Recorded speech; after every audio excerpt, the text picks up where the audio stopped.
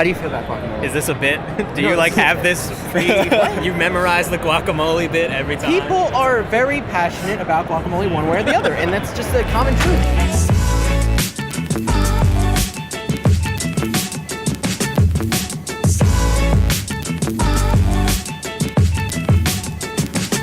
Hello there, my name is Brennan, and today I'm talking with some of the guys who are working on cool games like Don't Think. You may have heard of it. Here we have friend Sebastian and his partner. I didn't do this right. Yeah, no. My name is Topher. Hey, Topher. And you guys make a couple games. Right now you're showcasing your game Dukes of Defense. Yep. And you previously made Don't Think. You guys use Game Maker Studio.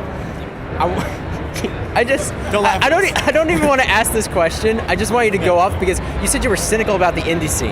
Yeah. Is there anything particular that you what's your biggest ugh? It's like a garbage ocean. Garbage ocean? Yeah, so Is that what Don't Think's actually about? maybe larger metaphor. Yeah. You want to sink everybody's ships? Yeah. Just like Flambeers goes first. Yeah, no, so my struggle with the indie scene recently, so Greenlight ended and then you got into Steam Direct, and when that happened it kind of became like the Android store, so you got a lot of just really bad titles putting out really good titles of money, and it makes studios like us suffer. So, we have to go to PAX and make a lot of compromises just to make ends meet, whereas 4 years ago you could put out a mediocre game and stay afloat.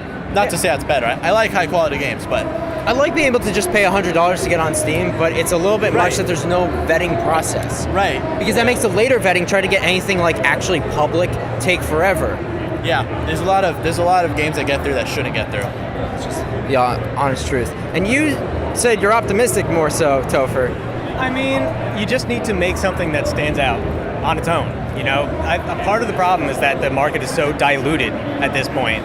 So many people are putting out games that are very similar to other games. But how do you stand out at a convention like PAX East if you're a small indie and there's so many of these booths? Hell, I get lost just trying to find you guys. Yeah. I was looking in the app for your number for like a solid 8 minutes. Oh my god. Yeah. I mean, we're here in the corner.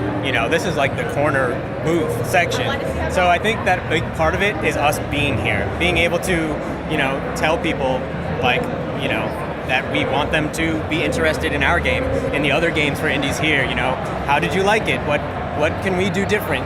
Hey, how are you enjoying PAX so far? Want to play our game? Stuff like that. I think it's really important to, make that emotional connection with people. Yeah, as a developer, if you can talk to the customer, it makes a huge difference for sure. I found that even back when I did Don't Think, just talking to people on the forums, showing them you really care about their opinion, that's a huge way to start up. So now that you guys are working a little bit with Hitcents, they're a publisher, is that helping you accommodate coming here? Is it a lot cheaper? Is it, really helping you guys out, showcase your games? So they took care of fronting everything for getting the booths shown and like the game showing and everything they did here.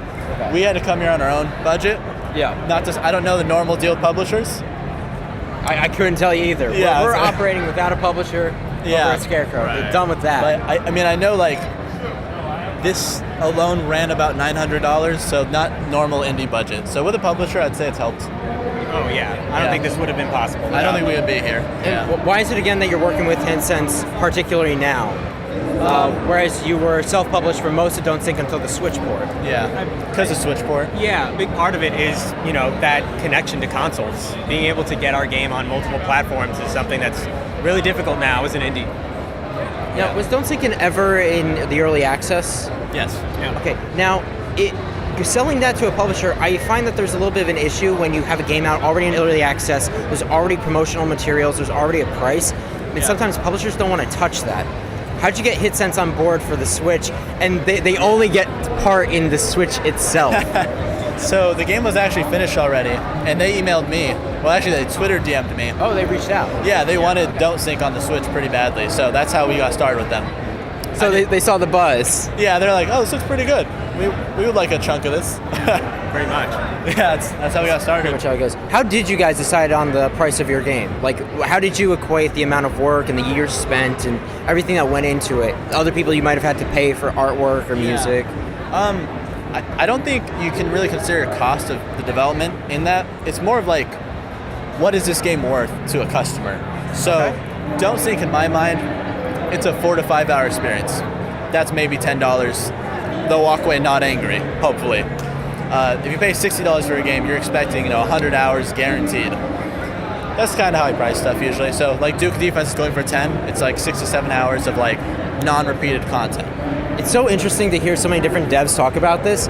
We have several developers who have different mindsets. Like, we set the price on what we need to make, and then the players will come to us. There's others who say we have to set it cheap, so that way it's like the amount of the experience or the hours they get out of it. And we have others who are like, well, we need to pay back the other people that we owe royalties to and money. And there's a lot of different takes on how you price the indie game, and I feel like there's no consistent way to describe it. It's from a case-by-case basis. So that's why I want to come to you guys and ask, like, what is your specific scenario? How do you justify your price after that? It's a very difficult question, I think. I'd like to correct, actually, it's $15. Duke Defense is $15. Oh, it is. We raised the price, trying to value ourselves, which was an important part there. Because we do have a publisher, and there's a cut there. It's true. And it's just us two.